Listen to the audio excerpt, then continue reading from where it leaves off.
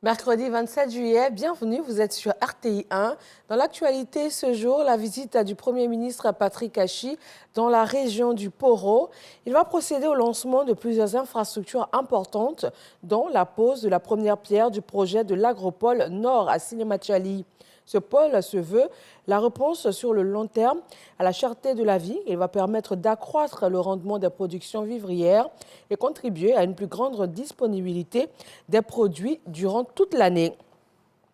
Le ministre de l'Intérieur et de la Sécurité, Vagondo Diomondé, s'est rendu au Libéria pour la célébration du 175e anniversaire de l'indépendance du pays. Il était également porteur d'un message du président Alassane Ouattara.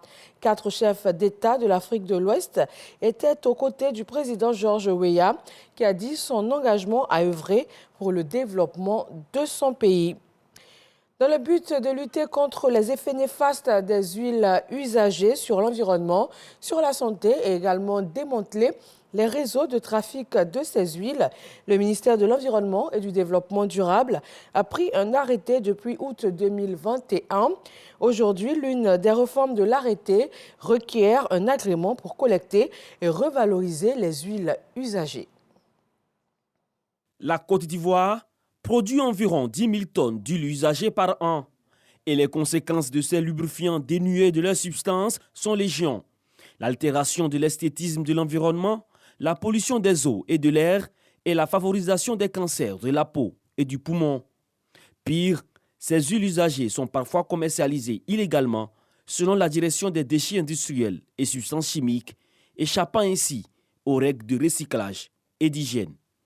Face à ces menaces environnementales, le gouvernement monte au créneau, d'où l'adoption d'un arrêté en août 2021 par le ministère de l'Environnement et du Développement durable et mis en vigueur en juin 2022.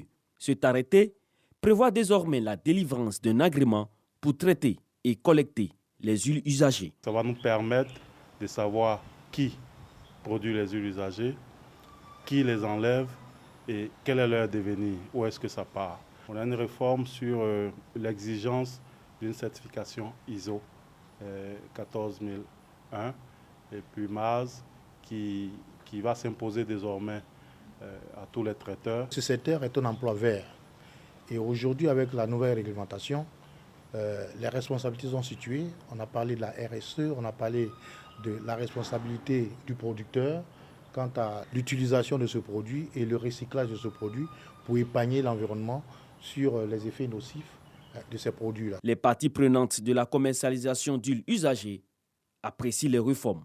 C'est une réforme qui est bienvenue. Elle a besoin de beaucoup de travail. Elle a besoin du concours de chacun de nous.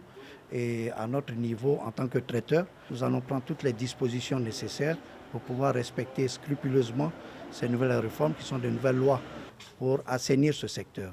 Depuis la mise en œuvre des réformes, l'on enregistre 5 entreprises agréées pour le traitement et la collecte des huiles usagées sur l'ensemble du territoire national.